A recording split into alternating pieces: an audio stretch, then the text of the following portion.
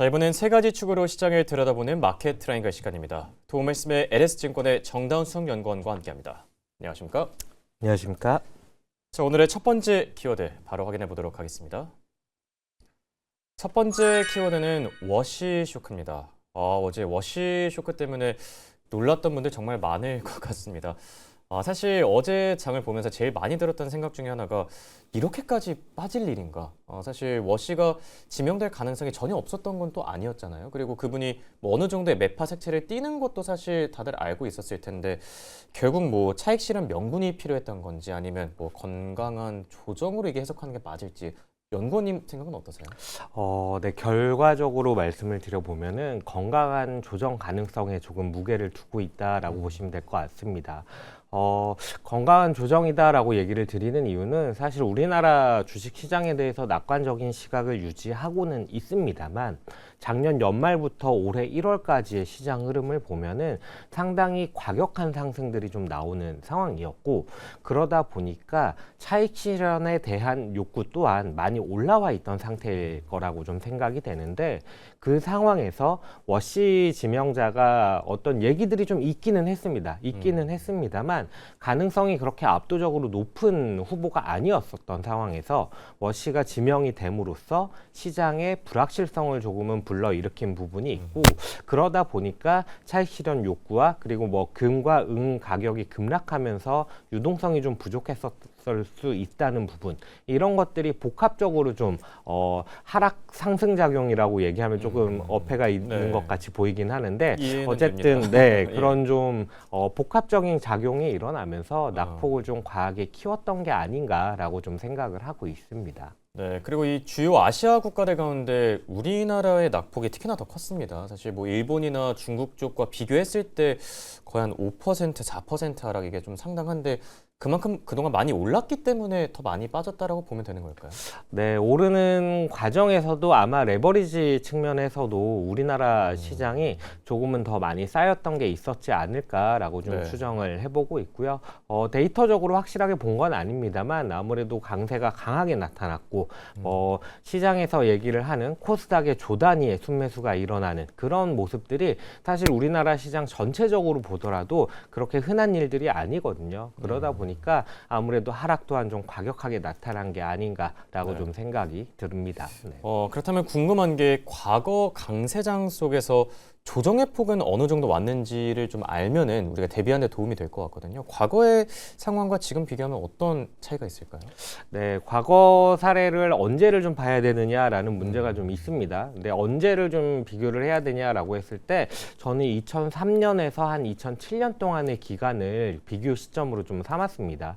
그때를 왜 비교 시점으로 삼았냐면은 이때가 우리나라 시장이 레벨업을 했던 가장 좀 가까운 시기라고 좀 판단이 되기 때문에 2003년에서 2007년까지의 기간으로 잡았고 그때를 좀 간단하게 좀 되짚어 보면은 그때 당시에도 이머징 시장의 강세가 상당히 파워풀하게 나타났었습니다. 그 배경에는 중국이라는 거대한 국가가 글로벌 공급망, 수요망 이런 공급망으로 좀 편입이 되는 부분들이 있다 보니까 그 부분이 강력한 수요 상승 작용으로 좀 나타났고 이러다 보니까 이머징 전반의 상승 흐름 그리고 특히나 이제 중후장대 산업이라고 하는 에너지 소재 기업들 중심의 강세가 나타났었는데 이런 부분들이 우리나라 시장에도 고스란히 영향을 미쳤고 그에 따라서 우리나라의 기업이익 역시도 2003년부터 해서 2005년 정도까지 이익 레벨 단위 한 단계 레벨업하는 기간들이었거든요. 그 상황이었기 때문에 사실 지금과 가장 좀 유사하게 비교를 해볼 수 있지 않나라고 생각을 해서 비교 시점으로 삼았는데 이때 시점으로 보면은 조정의 폭이 사실 20% 이상까지도 조정이 나타나기는 했습니다. 그러다 보니까 앞으로의 조정을 생각을 할 때 하루에 5%라는 큰 조정폭이 나타났음에도 불구하고 추가적인 조정이라는 부분들은 배제하기는 조금은 힘들다라고 좀 말씀을 드리고 있고요. 다만 꼭 20%가 조정이 났기 때문에 이번에도 똑같이 나타난다라고 생각을 하기보다는 20%까지는 추세가 유지되는 그림 안에서도 나타날 수 있다라는 생각을 가지고 접근을 하는 것이 바람직하지 않을까 생각이 됩니다. 네. 그리고 투자자분들 가운데 금과 은에 대한 이 질문을 주시는 분들도 참 많더라고요. 금과 은 가격이 워낙 많이 빠졌던 만큼 그동안 포트폴리오에 없던 분들 같은 경우는 이게 진입 기회가 될 수 있지 않겠냐라는 분들도 있는데 지금 들어가도 괜찮을까? 아니면 변동성 구간에 좀 더 주의하는 게 좋을까요? 금과 은 가격에 대해서 펀더멘털이나 뭐 수급적으로 바라봤을 때 나쁘지 않은 기간인 거는 맞습니다. 다만 이제 변동성이 이렇게 갑작스럽게 터지고 나면은 이런 그림들이 어느 정도는 좀 이어질 수도 있고 심지어 지금 시장에서 가장 걱정하는 것들은 결국은 이 레짐이 바뀌는 거냐에 대한 의구심들이 조금은 나타나고 있는 상황이거든요. 어떤 의미일까요, 그게? 레짐이 바뀐다라고 얘기를 할 때 유동성에 대한 부분들을 상당히 좀 많이 얘기를 합니다. 아마 네. 뒤에서 뭐 좀 자세히 다루겠지만은 시장을 전망을 할 때 저희도 그렇고 이제 글로벌이나 뭐 아니면 우리나라의 다른 증권사들도 마찬가지지만 낙관적인 전망을 하는 근간에는 유동성이 확대된다라는 전제들, 이런 전망들을 깔고 가는 경우들이 상당히 많습니다. 근데 이 부분에서 만약에 변화가 생긴다라고 한다면은 기존에 전망하던 것들에서 이 틀들이 많이 깨질 수가 있습니다. 그래서 이 부분을 좀 염두에 두고 접근을 해야 되는데 기본적으로는 저희는 레짐이 변화하는 그림은 아니다라고 생각을 하고 있기 때문에 일단은 좀 낙관적으로 보자라고 좀 말씀을 드리고는 있습니다. 네. 자, 이번엔 두 번째 키워드로 넘어가 보도록 하겠습니다. 두 번째 키워드 보여주시죠. 두 번째 키워드는 트럼프의 큰 그림입니다. 사실 가장 궁금한 부분 가운데 하나가 트럼프 대통령은 왜 링 라이더 아니면 뭐 케빈 헤셋 이런 인물들이 아닌 케빈 워시를 지명했는가에 대해서 좀 알아봐야 될 것 같은데 그 이유에 대해서는 어떻게 생각하시죠? 왜 케빈 워시를 지명을 했느냐? 사실 저도 케빈 워시가 가능성이 그렇게 높은 후보자는 아니라고 생각을 했었는데 폴리마켓 상에서도 네, 그렇게 맞습니다. 뭐 엄청 확률이 높진 네. 않았었잖아요. 네, 무엇보다 이제 중간 선거를 앞두고 있는 트럼프 입장에서는 시장에 대해서도 신경을 안 쓸 리가 없다라는 생각을 했기 때문에 저도 가능성이 그렇게 크지 않다라고 생각을 했는데 지명이 되고 나서 이제 곰곰이 좀 되짚어 보니까 세 가지 정도의 원인을 좀 찾을 수 있더라고요. 그래서 세 가지로 말씀을 드리는 게 첫 번째가 연준의 독립성 우려를 완화하는 것. 그리고 두 번째가 이를 통해서 미국 장기채 금리를 하향 안정화시키는 부분, 그리고 마지막으로 연준의 QT를 통해서, 그러니까 대차대조표가 너무 비대해져 있는데 이 부분을 축소를 시킴으로써 연준의 역할을 축소를 시키고 이 축소된 만큼 재무부, 행정부에서 크게는 이 역할들을 가져가는 그림들을 생각을 하는 게 아닌가라고 좀 생각이 들고요.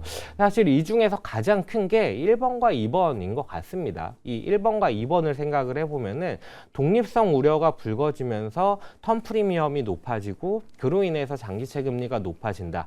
이 부분을 사실은 어떻게 좀 바꿔나가기가 쉽지가 않은 부분들이 있습니다. 무턱대고 금리를 낮춰줄, 기준금리를 낮춰줄 사람을 지명을 한다라고 했을 때 독립성에 대한 우려는 훨씬 더 불거질 수가 있는 상황이고 그 상황에서는 장기채와 단기채의 금리가 격차가 벌어지면서 커브 스티프닝이라고 하는 현상들이 나타나면서 장기채 금리가 오히려 더 튈 수 있다라는 우려가 자극될 수가 있거든요. 그러다 보니까 이 워시를 지명을 함으로써 독립성 우려에 대한 부분들을 일정 부분 완화를 시키고 장기채 금리를 낮춤으로써 향후에 트럼프 행정부가 하고 싶은 게 많은 행정부잖아요. 그만큼 돈을 많이 쓸 거다라는 얘기를 드리는 거고 그러다 보니까 금리를 안정시키는 방향으로서 워시를 좀 지명을 한 게 아닌가라고 생각이 됩니다. 네.